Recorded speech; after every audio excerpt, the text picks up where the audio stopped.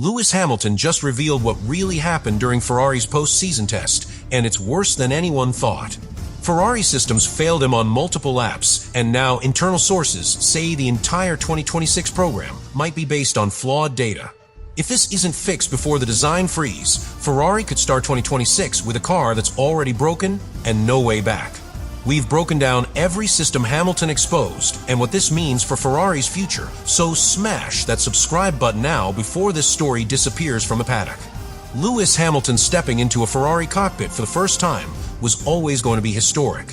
But what unfolded during Ferrari's private post-season testing session was anything but ceremonial. The plan was simple: allow Hamilton to get a feel for the team's 2026 hybrid prototype, offer some early feedback, and begin a seamless transition from Mercedes Red to Scuderia Red. But the reality was very different.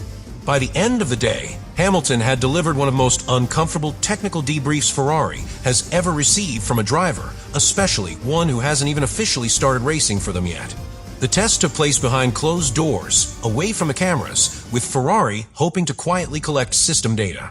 Hamilton wasn't there to chase lap times. He was there to validate how the team's projected 2026 powertrain and aero model worked under real track stress. What he encountered wasn't refinement, it was misalignment. The car behaved in ways that contradicted everything the simulations had suggested. And for a driver of Hamilton's caliber, that gap between expectation and feel is more than a red flag, it's a warning sign. Insiders close to the session revealed that Hamilton's concerns started early in the run. He flagged irregular throttle behavior on partial load, unstable rear grip under energy deployment, and braking inconsistencies that suggested brake-by-wire mapping was off. These weren't vague impressions. They were precise technical red alerts. In Hamilton's words, the response isn't clean. Something's out of sync. That level of specificity, coming from a driver with over 300 Grands Prix of reference, instantly triggered a cascade of system reviews inside the Ferrari garage. Post-session analysis revealed what Ferrari engineers feared most: that the car's energy deployment system wasn't behaving as designed. The hybrid assist wasn't activating consistently at corner exit. In some stints, Hamilton experienced energy dumps that made the car snap sideways. In others, the power simply failed to deliver. These inconsistencies undercut everything Ferrari has spent the last year developing: stability, predictability, and a smooth power curve under the 2026 regulation constraints. The issue wasn't isolated to the powertrain. According to those briefed on the findings, Hamilton also reported brake modulation problems, likely stemming from poor synergy between the regenerative and hydraulic systems. That's a critical failure under the new rules, which prioritize efficiency and energy recovery. If your braking system can't deliver reliable feedback lap after lap, your corner entries suffer, tire wear increases, and overall driver confidence collapses. Ferrari wasn't just facing a setup problem. They were staring at a systems-level fault. Ferrari's response? Silence, at least publicly. The official post-test press release was sterile, calling the session informative and forward-looking. But behind the scenes, a very different mood was taking shape. Engineers began rechecking correlation data between simulator runs and on-track telemetry. Software maps were flagged for audit. Hardware subsystems, especially in the energy recovery unit, were pulled from the workflow for immediate review. Hamilton's honesty had done what no simulation could: expose the flaws Ferrari didn't want to see. And now, as the 2026 homologation window approaches, Ferrari is under pressure like never before. Hamilton's revelations have forced the team into a race against the clock, not just to fix bugs, but to verify whether the platform they've built is fundamentally stable. The post-season test was supposed to be a quiet milestone in a carefully managed transition. Instead, it became a loud, technical alarm, one that could define how Ferrari starts the new era of Formula One. Hamilton's first major complaint came from the torque delivery, specifically the erratic handoff between the internal combustion engine and the hybrid system. In the new 2026 setup, teams must blend those power sources seamlessly. But what Hamilton experienced was uneven. The MGUK kicked in too late, then delivered a surge of torque that unsettled the car mid-corner. That kind of delay isn't just a mapping problem. It's a coordination failure, one that points to poor integration between powertrain software and chassis dynamics. Telemetry confirmed his instincts. On exit for medium-speed corners, power deployment was lagging by fractions of a second, disrupting traction. The data showed a mismatch in Hamilton's throttle trace versus actual torque output. The result? Rear end snaps, inconsistent energy usage, and spikes in tire degradation. This wasn't a balance issue, it was a structural flaw in how the car interprets driver commands and translates them into propulsion. For 2020 SX's energy-limited racing format, this is catastrophic.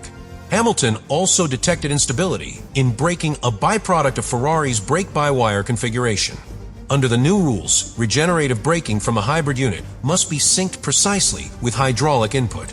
But in the Ferrari test car, deceleration pressure varied lap to lap.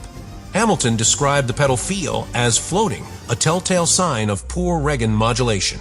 On track, that means longer braking zones, overheating tires, and inconsistent front-end confidence, all of which erode lap time and driver rhythm.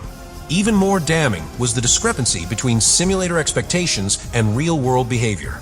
Ferrari's virtual model predicted neutral rotation through high-speed corners, but on track, Hamilton experienced early understeer followed by snap oversteer at exit. Engineers found that Ferrari's simulation had overcompensated for downforce loss under energy recovery loads.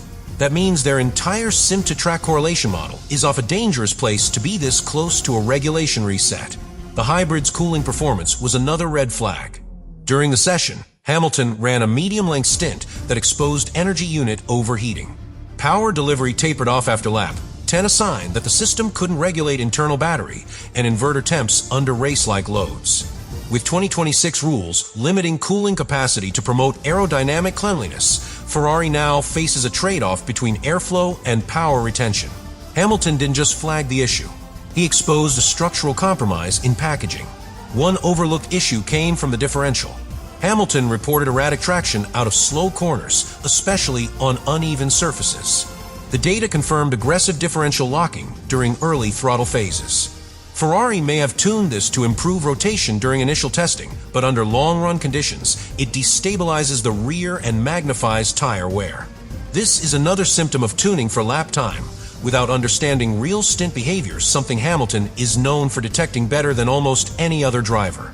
Finally, the software handshake between subsystems raised concern. During multi-mode runs, Hamilton experienced dashboard delays in energy status updates. That suggests incomplete integration between control units from hybrid deployment logic to onboard display modules. In an era where every joule of energy counts, any lag in driver information can ruin race strategy. It's a quiet failure, but one that compounds under pressure. And Ferrari cannot afford to be guessing during energy deployment cycles while their rivals are running to millisecond precision. The moment Hamilton stepped out of the car, Ferrari's test garage entered silent mode. His expression said more than any lap time. Engineers around the data wall went from watching sector deltas to double-checking system status logs. According to internal sources, his post-run debrief triggered an unscheduled systems meeting that stretched well into the night. This wasn't just routine feedback. It was a red alert from a driver known for his mechanical sensitivity, and Ferrari knew they couldn't afford to ignore him. Enrico Cardile, Ferrari's technical director, is now at the center of a high-pressure storm.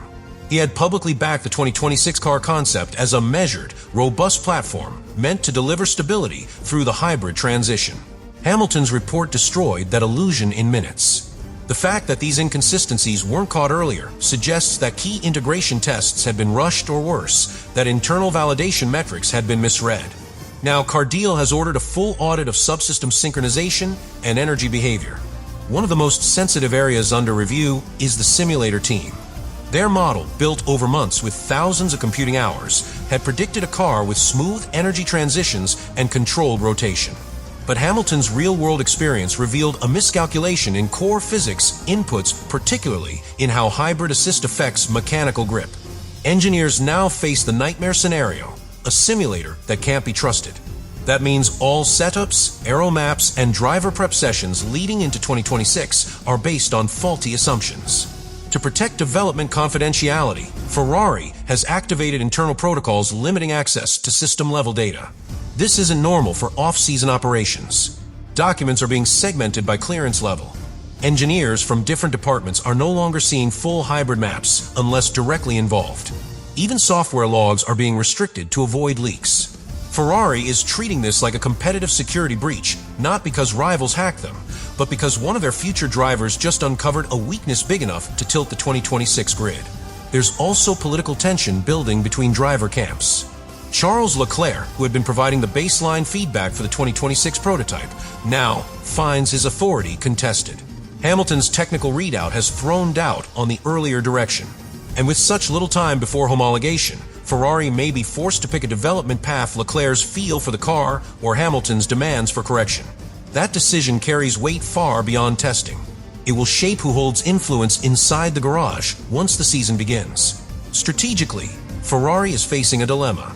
Admitting the problems publicly would shake confidence across the media, sponsors, and possibly even investors. But staying silent risks looking complacent, especially when the paddock is already buzzing with rumors. Teams like Red Bull and Mercedes are undoubtedly running their own simulations using what little data they can gather from test footage. Ferrari's silence isn't just tactical, it may signal that the fix is not yet in place. What terrifies Ferrari's leadership most isn't just the technical debt they now have to repay. It's the timeline. Homologation windows are tight. Adjusting hybrid maps, cooling layouts, and software systems takes time, and any errors introduced now will be locked in for the start of the season. Hamilton's feedback has created urgency, but urgency without clarity can lead to chaos. Ferrari is now racing against itself, trying to re-engineer a car that was already supposed to be done.